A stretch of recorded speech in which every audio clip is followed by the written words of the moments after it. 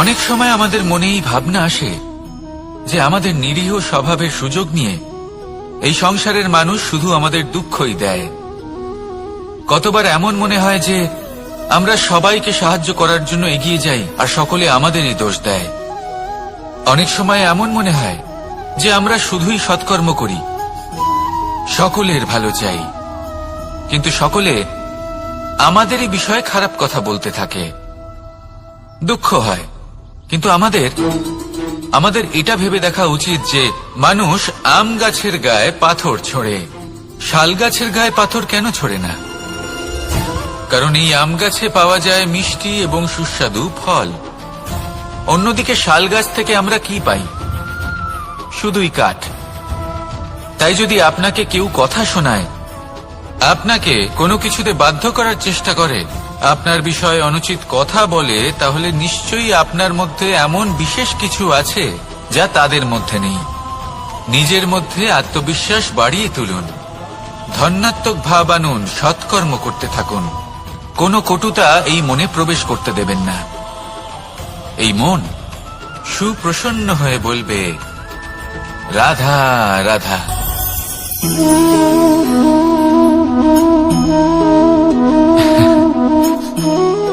ঘুমের মধ্যে আমরা বিভিন্ন ধরনের স্বপ্ন দেখি, কিছু সুখের, কিছু দুঃখের, কিছু অত্যন্ত ভয়ানক। কিন্তু সত্যি কথা বলতে এর উপর আমাদের কোনো নিয়ন্ত্রণ নেই। কিন্তু আমি এমনও কিছু ব্যক্তিকে দেখেছি যারা খোলা চোখে স্বপ্ন দেখেন এবং তা যাপন করেন। নিজেদের একটা আলাদা স্বপ্ন নগরী আছে ওনাদের, সেখানেই জীবন যাপন করেন। আসল বাস্তবটা কি তাতে ওনাদের কিছুই যায় আসে না। এমন কিছু মানুষ আছেন যাদের কাছে বিন্দুমাত্র জ্ঞান নেই, সে না হয় ঠিক আছে, কিন্তু জ্ঞান এমন ভাবে প্রদান করবেন যে মনে হবে সংসারের সমস্ত জ্ঞান তাদের কাছেই রয়েছে। এমন কিছু মানুষ আছেন যারা ভালোবাসতে জানেন না, আর তাও আমি মেনে নিলাম, কিন্তু কথা এমন ভাবে বলবেন তাতে মনে হবে যেন প্রেমের বিষয়ে সবকিছু শুধুমাত্র ইনিই জানেন। এবার আমি এমন কথা অবশ্যই বলছি না যে আপনি এরকম করেন, কিন্তু যদি কোনো ব্যক্তি এরকম করেন তাহলে তার এটা মাথায় রাখা উচিত যে সেই ব্যক্তি অন্য কারোর সাথে নয়, নিজের সাথে অনুচিত করছেন। কারণ এমন কাজ করে উনি নিজের দোষ, নিজের অপগুণ সংসারের কাছে নয়, নিজের কাছে লুকোচ্ছেন। আপনি যদি নিজেকে বুঝতে না পারেন, সম্পূর্ণরূপে নিজেকে আকলন না করেন, নিজের অপগুণ, নিজের দোষ পূর্ণরূপে না বুঝতে পারেন, তাহলে এটা কি করে বুঝবেন যে নিজেকে কিভাবে শুধরে নিতে হবে? আপনাকে নিজের সত্য স্বীকার করতেই হবে, তারপরেই আপনি নিজেকে পরিবর্তন করতে পারবেন। তাহলে স্বপ্নে নয় বাস্তবে বাঁচুন, আনন্দে বাঁচুন, আর আমার সাথে ভালোবেসে বলুন, রাধা রাধা। ইচ্ছে বড়ই বিচিত্র জিনিস। এই ইচ্ছে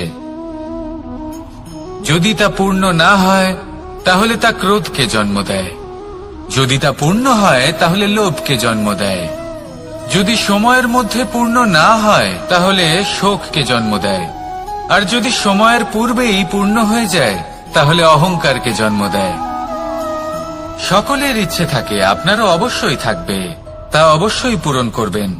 কিন্তু একটা কথা মনে রাখবেন, আপনার এই জীবন এটা কোনোভাবেই আপনার ইচ্ছে পূরণ করার মাধ্যম নয়।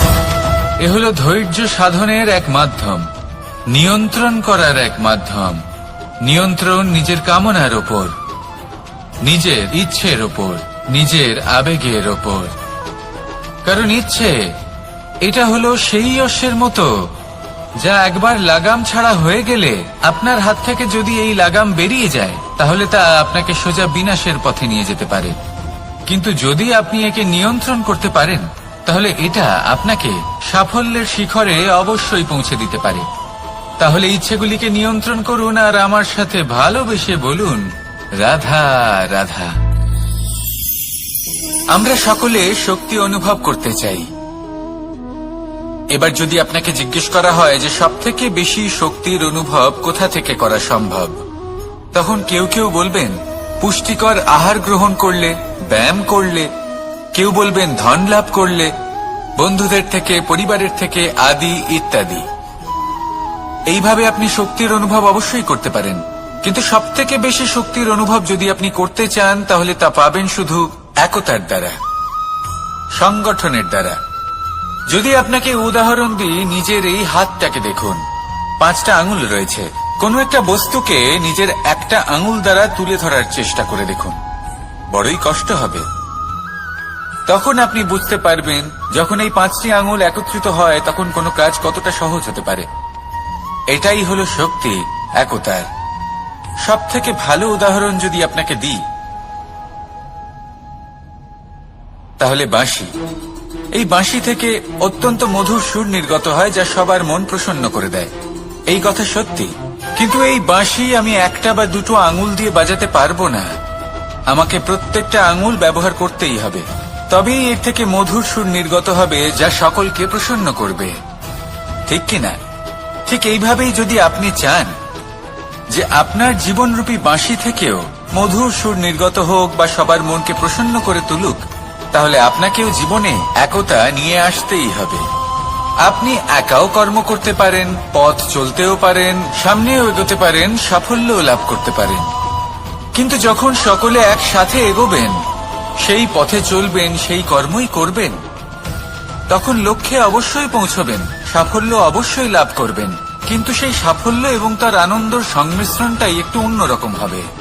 তাই জীবনে ঐক্যবদ্ধ হন, একসাথে মিলে এগোতে থাকুন, আর আমার সাথে ভালোবেসে বলুন, রাধা রাধা। আমাদের মধ্যে এমন অনেক মানুষ আছেন যারা বই পড়তে পছন্দ করেন, অনেক মানুষ আছেন যারা ভিন্ন ভিন্ন রকমের কাহিনী পড়েন। এবার পড়তে পড়তে মাঝে এমন একটা অধ্যায় অবশ্যই আসে যা আমাদের হৃদয় স্পর্শ করে যায়। আমরা হৃদয় যন্ত্রণা অনুভব করি, তাও আমরা সেই কাহিনী শেষ পর্যন্ত পড়ি, এবং তখন আমরা বুঝতে পারি যে সেই যন্ত্রণাময় অধ্যায়টি কেন এসেছিল, তার থেকে আমরা কি শিক্ষা পেলাম, এবং আমরা অবশেষে লক্ষ্যেও পৌঁছলাম। কিন্তু যদি সেই যন্ত্রণাদায়ক অধ্যায়টিতে আপনি থেমে যান, আপনি যদি এটা ভাবেন যে আমি আর পড়তে পারবো না, তাহলে আপনি জানতেও পারবেন না যে পরবর্তীতে কি হতে চলেছে। এই মন দুঃখে ভরে উঠবে, মনে প্রশ্ন আসতেই থাকে যার উত্তর আমরা পাই না, নিজেদের লক্ষ্য বুঝতেই পারি না। এইভাবেই আমাদের জীবনেও যদি এমন কিছু হয় যা অত্যন্ত দুঃখজনক, যদি এমন কোনো কঠিন অধ্যায় আপনার জীবনে আসে, থামবেন না। তা হলো আপনার জীবনের কাহিনীর একটি যন্ত্রণাদায়ক, দুঃখজনক অধ্যায় মাত্র। শেষ পর্যন্ত এই কাহিনীতে টিকে থাকুন, কর্ম করতে থাকুন। আপনি বুঝতে পেরে যাবেন যে এই কঠিন পরিস্থিতি আপনার জীবনে কেন এসেছিল। আপনি শিক্ষাও লাভ করবেন এবং লক্ষ্যও লাভ করবেন। আসুন আমার সাথে ভালোবেসে বলুন, রাধা রাধা। সমুদ্র মন্থনের সময় 2 ধরনের রত্ন লাভ করা হয়েছিল। প্রথম হলাহল, যার প্রভাব থেকে এই সমস্ত সংসারের জীবের প্রাণ বাঁচানোর জন্য মহাদেব তাকে নিজের কণ্ঠে ধারণ করে নিয়েছিলেন। আর কেউ অনেক বেশি মাত্রায় ভোগের জন্য লাভ করে থাকেন, তা আপনার জন্য বিষ প্রমাণিত হতে পারে। যেমন জল, প্রয়োজনের থেকে অনেক বেশি মাত্রায় যদি এই জল আসে তাহলে আপনার প্রাণ কাটতে পারে। কিন্তু পরিশ্রমের পরে 1 পাত্র শীতল জল দ্বারা আপনি যদি স্নান করে নেন, তাহলে তা আপনার শরীরের জন্য অমৃত হবে। পরিশ্রম করার পরে যদি আপনার শরীর 1 পাত্র খাবার লাভ করে, তাহলে তা আপনার শরীরের জন্য অমৃত। কিন্তু যদি কোনো পরিশ্রম না করেই আপনি দিনরাত শুধুই খাবার গ্রহণ করতে থাকেন, তাহলে আপনার কাছে তা বিষ সমান। বিষ এবং অমৃত গ্রহণ করাটা আপনার উপরে নির্ভর করছে। কোনো বস্তু আপনার পক্ষে বিষও হতে পারে, আবার অমৃতও হতে পারে। নির্ভর করছে যে আপনি সেটা কিভাবে ব্যবহার করছেন, কতটা মাত্রায় ব্যবহার করছেন। আসুন আমার সাথে ভালোবেসে বলুন, রাধা রাধা। যতক্ষণ আমরা এই সংসারে জীবিত, ততক্ষণ আমাদের সাথে সবকিছু থাকে। আমাদের ধন, সুখ স্বাচ্ছন্দ্য, আমাদের মিত্রগণ, আমাদের পরিবার, এই সমাজ, এই সবকিছু আমাদের সাথে থাকে। যেদিন আমরা এই সংসারকে ত্যাগ করব, এদের মধ্যে কেউ আমাদের সাথে যাবে না। না ধন, না স্বাচ্ছন্দ্য, না সম্পত্তি। এই সকল মানুষ, এই সমাজ, এরা শুধুমাত্রই শ্মশান পর্যন্ত আমাদের সাথে থাকতে পারবেন। তারপরে যদি আমাদের সাথে কিছু যেতে পারে তাহলে তা শুধুই আমাদের ধর্ম।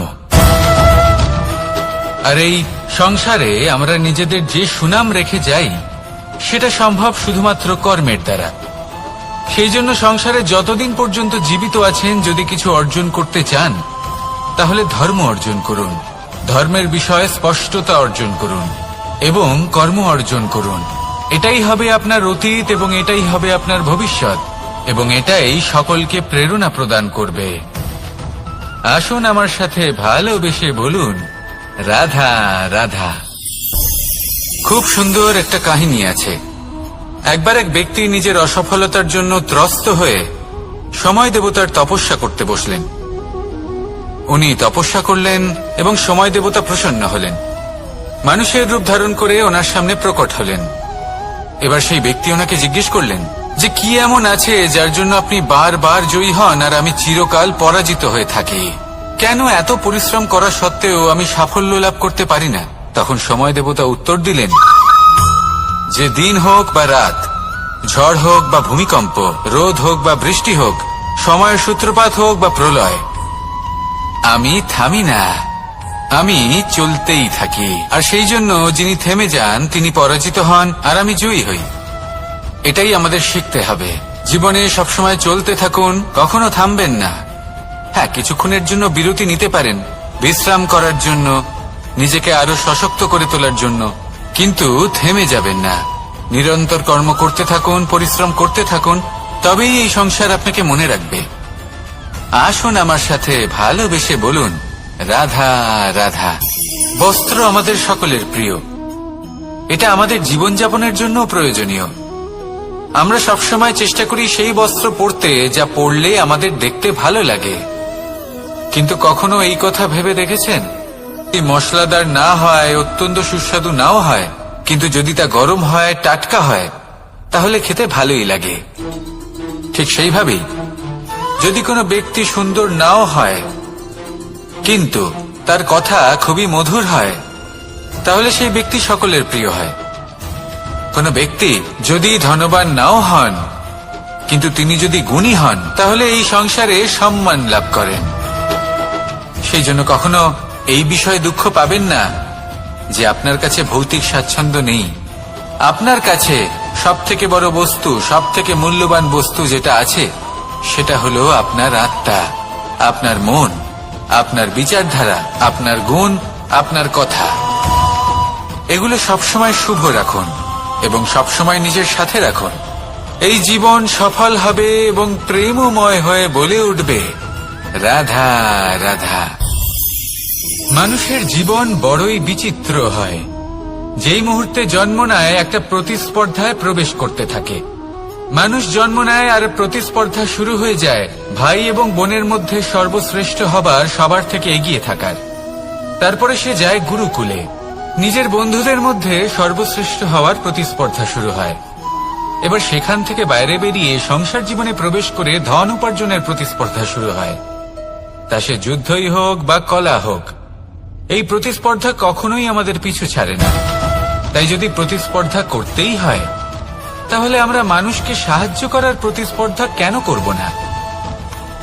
এমন এক প্রতিস্পর্ধা যাতে যে কেউ জিতুক বা যে কেউ হারুক না কেন, লাভ সকলের হবে। সকলের মধ্যে প্রেম বিতরণ করতে থাকুন, এইভাবেই আনন্দ বিতরণ করতে থাকুন। আর আমার সাথে ভালোবেসে বলুন রাধা রাধা। এবার এই পুরুষার্থের বিষয়ে আপনারা অবশ্যই শুনেছেন। কামনার পালন করতে করতে মৃত্যু লাভ করা, এটাই কি মোক্ষ? না, মোক্ষ হলো সেটাই যা জন্ম এবং মৃত্যুর ঊর্ধ্বে। প্রত্যেক ব্যক্তি, প্রত্যেক জীবই সংসারে কোনো না কোনো বিশেষ প্রয়োজনে আসে। ধর্মপথে, সৎপথে অর্থ উপার্জন করা, প্রয়োজনকে পূর্ণ করার চেষ্টা করতে করতে সেই প্রয়োজনকে পূর্ণ করা তাকে মুক্তির পথে নিয়ে যায়, যা হলো মোক্ষ। যদি এই মোক্ষ লাভ না হয় তাহলে মানুষ জন্ম এবং মৃত্যুর এই চক্রে বারবার ফিরে আসবে। তাই নিঃস্বার্থভাবে সদ্ভাব নিয়ে কর্ম করুন, সকলকে ভালোবাসুন আর আমার সাথে বলুন রাধা রাধা। বাধা পড়ে, কোথাও যদি পথ খুঁজে না পায় তাহলে পথ খুঁজেই নেয়, আর যেখানে পথ থাকে না সেখানে পথ বানিয়ে নেয়, আর শেষ পর্যন্ত নিজের লক্ষ্যে পৌঁছেই যায়, অর্থাৎ সমুদ্রে গিয়ে সমাহিত হয়ে যায়। আমাদেরও কিছুটা এরকমই হয়ে উঠতে হবে। যেখানেই যাবেন সকলের কল্যাণ করুন, সামনে এগোন। আপনি কোথাও পড়ে গেলে, ধাক্কা খেলে আঘাত লাগবেই, উত্থান পতন লেগেই থাকে। সামনে এগোতে থাকুন। কোথাও পথ না পেলে তা খুঁজে নিন, কোথাও পথ না থাকলে তা বানিয়ে নিন। নিজের গন্তব্যের কথা সব সময় মনে রাখুন। শেষ পর্যন্ত নিজের মোক্ষ লাভ আপনি অবশ্যই করবেন। আর আমার সাথে ভালোবেসে বলুন, রাধা রাধা। এই সংসারের অন্তের, এর বিনাশের প্রারম্ভ কিভাবে হয়? কোন যোগের মাধ্যমে, কোন ভয়ানক অসুরের আগমনে? ওটা তুমি করেছো, এটা আমার, ওটা তোমার, আদি ইত্যাদি। এই ভাব যখন মনে বাসা বেঁধে নেয়, সর্বপ্রথম ঘর ভাগ হয়, তারপর বসতি, তারপর প্রাণ, আর তারপর দেশ, আর সবার শেষে সমস্ত সংসার ভাগ হয়ে যায়। আর এই ভাগ হয়ে যাওয়া শেষে মনোমালিন্যে পরিণত হয়। এখন এমত অবস্থায় কি করা যেতে পারে? কিভাবে বাঁচা যায় এই পরিস্থিতির থেকে? কিভাবে দূরে থাকা যায় এই বিনাশের থেকে? উত্তর সেই একটাই, করুণা। একে অপরের দরকারগুলি বুঝুন, একে অপরের সমস্যাগুলি বুঝুন, একে অপরের দুঃখের সাথী হয়ে দাঁড়ান, একে অপরের সুখের ভাগীদার হন। আর শেষে যখন এই আমি আমরাতে পরিণত হবে, তখন এই বিনাশ নিজে থেকেই দূরে চলে যাবে। তাহলে আমরাতে বিশ্বাস করতে শিখুন, আর আমার সাথে ভালোবেসে বলুন, রাধা রাধা। এই মুদ্রা। এবারে ভাবুন, এটাই আমাদের জীবন, জীবনের সুখ আর দুঃখ। এই মুদ্রার, এই জীবনের দুটি দিক। কিন্তু যখনই আমরা ঈশ্বরের কাছে প্রার্থনা করি, তখনই আমরা সুখ চাই, আর সেই সুখ আসেও। আর যখনই সেই সুখ আসে, তখন ব্যক্তি সর্বপ্রথম তাকে ভুলে যায় যে দুঃখের সময় ওনার সাথে ছিলেন। আর এমত অবস্থায় উনি সাহায্য করেন না, উনি করেন উপকার। আর এই উপকারের বদলে মানুষের থেকে উনি নিজের জন্য শ্রদ্ধা চান। আর সেই শ্রদ্ধা, সেই চাহিদার কারণে উনি নিজেকে অন্যদের থেকে শ্রেষ্ঠ, অন্যদের থেকে ভিন্ন মনে করতে বিবশ হয়ে যান। আর আলাদা হবার কারণে তার মধ্যে জেগে ওঠে অহংকার, আর সেটাই হয় তার পতনের কারণ। এবার এতে কি করা যেতে পারে? কি চাওয়া যেতে পারে ঈশ্বরের কাছে? এই প্রশ্ন অবশ্যই মনে আসে। ঈশ্বরের কাছে চান সুখ, শুধুমাত্র ততটাই যাতে অহংকার না আসে, আর দুঃখ ততটাই যাতে শ্রদ্ধা না চলে যায়। রাধা রাধা। এই সংসারে এমন কিছুই নেই যা সব সময় একই থাকবে। যা কিছু নির্মাণ হয়েছে তা একদিন অবশ্যই ভেঙে পড়বে, কিন্তু এই ভেঙে যাওয়ার বিশ্লেষণ আপনি কিভাবে করবেন তা আপনার উপরে নির্ভর করছে। ওই আকাশের দিকে তাকান, ওই মেঘ, ওটাও ভেঙে পড়ে, কিন্তু নিজে ভেঙে পড়ার সাথে বর্ষাকে তৈরি করে যায়। মাটির ডেলা অবশ্যই ভেঙে পড়ে, কিন্তু ব্যবহারযোগ্য মাটির রূপ নিয়ে। এই ধরিত্রীর বুকে কোনো এক বীজ যখন ভেঙে পড়ে, তখন ধরিত্রীর উপর এক বিশাল আকারের বৃক্ষ নির্মাণ করে। যদি জীবনে কিছু ভেঙে পড়ে, তাহলে নিরাশ হয়ে পড়বেন না, নিজের সাহস হারাবেন না। ধনাত্মক দৃষ্টিভঙ্গি দিয়ে দেখতে চেষ্টা করুন। মনে করুন, নিয়তি নিশ্চয়ই আপনার জন্য আরো ভালো কিছু ভেবে রেখেছে, যা ভবিষ্যতে আপনার প্রতীক্ষা করছে। ধনাত্মক চিন্তা ভাবনা করতে থাকুন, তারপর দেখবেন শ্রেষ্ঠ রচনা নিজেই তৈরি হবে। রাধা রাধা। চলতে থাকা,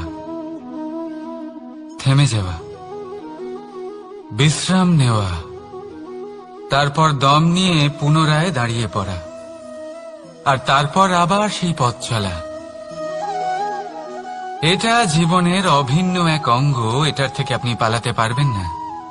কিন্তু এই অঙ্গকে আপনি নিজের জীবনে কিভাবে প্রয়োগ করবেন, কিভাবে তাকে কাজে লাগাবেন, সেই সিদ্ধান্ত আপনাকে নিতে হবে। যারা হেরে যান তারাও জীবনে থমকে যান, আবার যারা জেতেন তারাও দাঁড়িয়ে পড়েন। যারা হেরে যান তারা হাঁপিয়ে দাঁড়িয়ে পড়েন, যারা জিতে যান তারা দাঁড়িয়ে পড়েন সেই সর্বোচ্চ স্তরে পৌঁছে গিয়ে। এবার দাঁড়াতে তো আপনাকে হবেই, তা হতেই হবে। কিন্তু কখন, কিভাবে দাঁড়াবেন, ক্লান্ত হয়ে নাকি সর্বোচ্চ স্তরে পৌঁছে গিয়ে, সেই সিদ্ধান্ত আপনার। অবশ্যই দাঁড়িয়ে পড়ুন, কিন্তু ক্লান্ত হয়ে নয়, কারণ আপনাকে পুনরায় দাঁড়িয়ে পড়তে হবে, পুনরায় যাত্রাপথে এগোতে হবে এবং সর্বোচ্চ স্তরে পৌঁছতেই হবে। রাধা রাধা। স্বপ্ন, আমরা জীবনে স্বপ্ন দেখতে থাকি, সেটা পূরণ করার পূর্ণ প্রয়াস করে থাকি।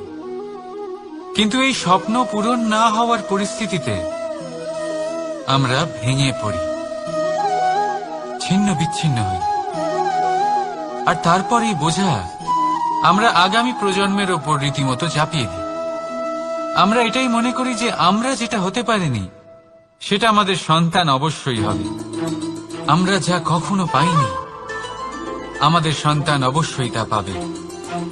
এটা যে অনুচিত সেটা আমরা ভাবি না, কিন্তু এটা ভুল, আর এই ভুল আমরা সকলেই করে থাকি। সন্তান প্রকৃতি আর পরমাত্মার আশীর্বাদ। ওদের ভেতরে তাদের নিজের একটা অস্তিত্ব লুকিয়ে থাকে, সেটা রাধা রাধা। এই পুকুর দেখছেন আপনি, পুকুরের জল কখনো প্রবাহিত হয় না, একই স্থানে জমে থাকে, কিন্তু প্রয়োজন হলে আগুন অবশ্যই নেভাতে পারে।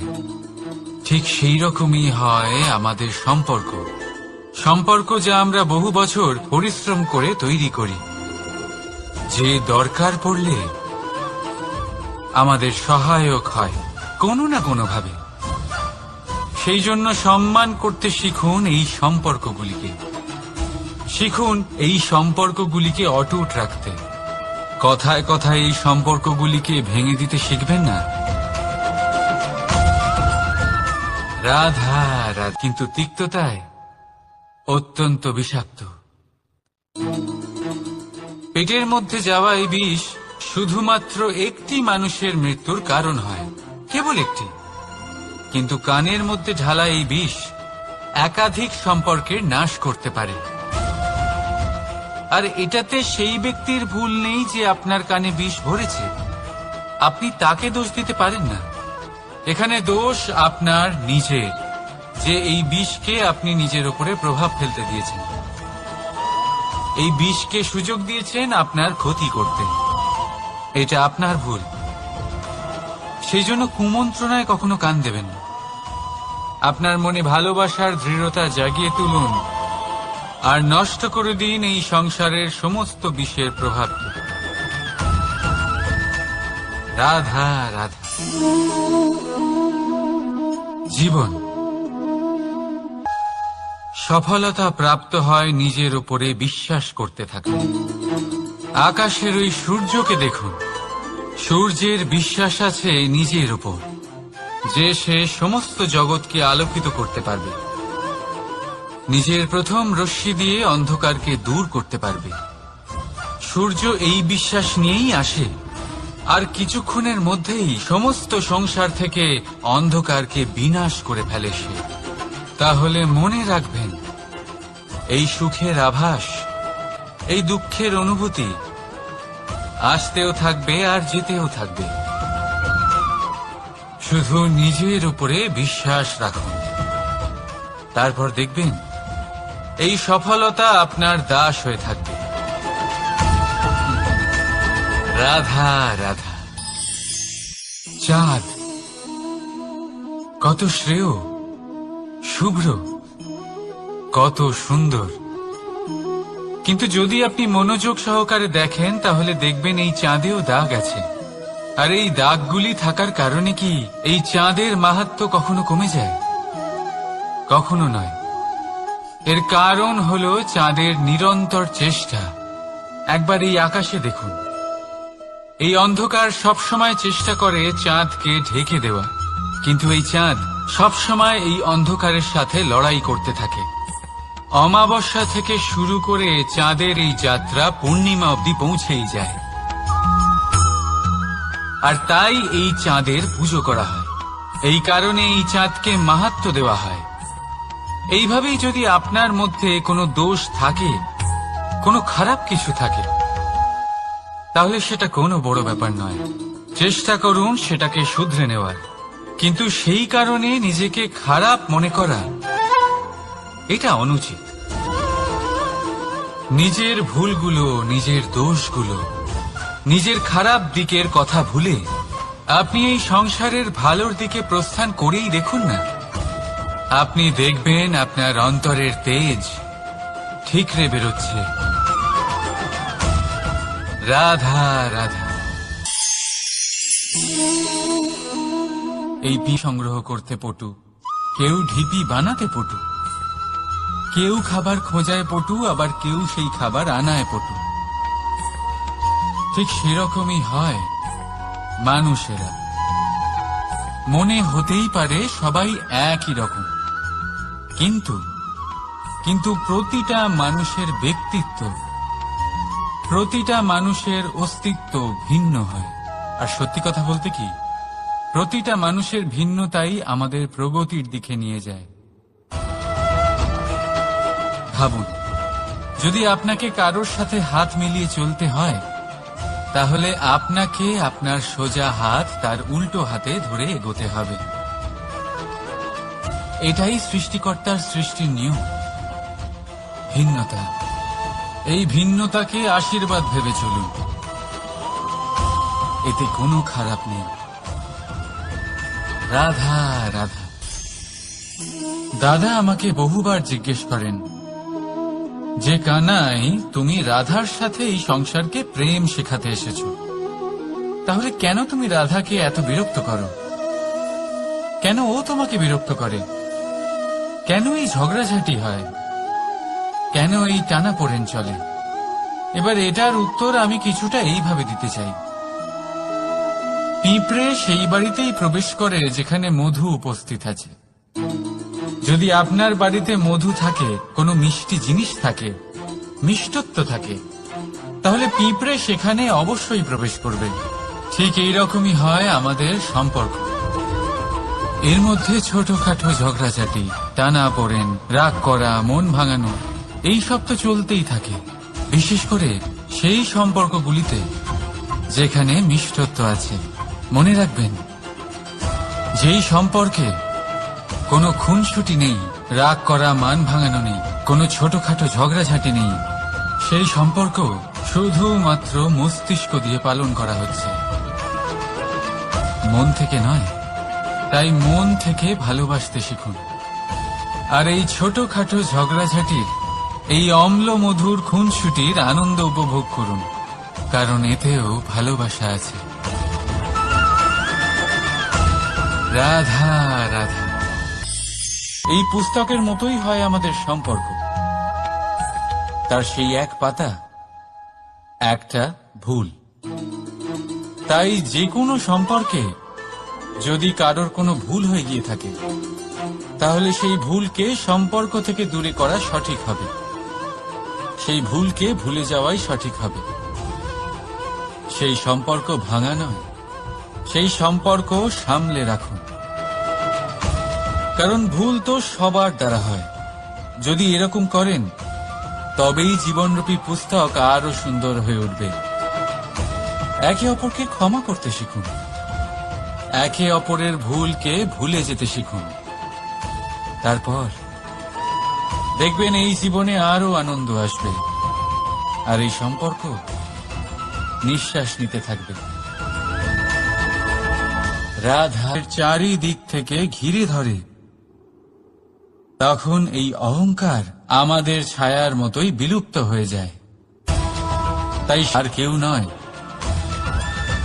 এই আত্মসম্মান নয়, এ হলো অহংকার। আর অহংকার আর কিছুই নয়, শুধু পতনের দিকে প্রথম পদক্ষেপ। আর এই জীবনে পতনের দিকে নয়, প্রেমের দিকে এগিয়ে যান। আর আমার সাথে ভালোবেসে বলুন, রাধা রাধা। আপনি কি কখনো ফলে ফুলে পরিপূর্ণ বৃক্ষ দেখেছেন? তার ডালগুলো কিরকম স্বাধীনভাবে বেড়ে ওঠে, কিন্তু যদি এই ডালগুলো মূলের সাথে ঠিকভাবে যুক্ত না থাকে, সেই বৃক্ষের মূলগুলি গভীর না হয়, তাহলে কি হবে? তাহলে কি সে সেই সব সুবিধা পাবে? কখনোই নয়। সেই বৃক্ষের ডাল পড়ে যাবে, সেই বৃক্ষ ভূমিষ্ঠ হয়ে যাবে। ঠিক সেইভাবেই চিন্তা ভাবনার স্বাধীনতার আনন্দ আপনি তখনই আস্বাদন করবেন যখন আপনার শিক্ষা গভীর হবে। তাই স্বাধীন থাকুন দৃষ্টিভঙ্গিতে, কিন্তু যুক্ত থাকুন শিক্ষার সাথে। রাধা রাধা। সমাজ, আমরা এই সমাজে বাস করি, আর বহুবার একটা গুরুত্বপূর্ণ কথা ভুলে যাই। এই সমাজ আমরা সকলে মিলে তৈরি করি। সমস্ত সময় কাটিয়ে দিই এইটা ভাবতে ভাবতে যে এই সমাজ কি ভাববে, আমার কি করা উচিত, আমার কি ভাবা উচিত, কি পড়া উচিত, কোনটা সঠিক কোনটা ভুল। যদি আমি এটা করি তাহলে কয়েকজনের এটা মনে হবে না তো যে আমি খারাপ, যখন আমি তা নই। মনে ভয় উৎপন্ন হয় সেই কয়েকজন মানুষের জন্য। তার কারণ হলো আমরা আমাদের মনের কথা শুনতে পাই না, না শুনতে পারি, না বলতে পারি, আর না করতে পারি। সেই কয়েকজন মানুষের ভয় আমরা খারাপের বিরোধিতা করা ছেড়ে দিই। কিন্তু কখনো নিজেকে জিজ্ঞেস করুন, শেষ পর্যন্ত কারা এই কয়েকজন মানুষ? এই সংসারে প্রতিটি মানুষেরই নিজের আলাদা আলাদা ব্যক্তিত্ব আছে, আলাদা দৃষ্টিভঙ্গি আছে। তাই যদি আপনি এটা ভাবেন যে আপনি সবাইকে খুশি করতে পারবেন, তাহলে আপনি ভীষণ বড় ভুল করছেন। জীবনে কর্ম তাই করুন যাতে আপনার অন্তরাত্মা সন্তুষ্ট হয়। আর অন্তরাত্মা সন্তুষ্ট তখনই হবে যখন আপনার কর্ম শুভ হবে। তাই নিজের মনের কথা শুনে এই সংসারে শুভ কর্ম করতে থাকুন, তবেই এই সংসারের কর্মে আপনি সার্থক হবেন। রাধা রাধা।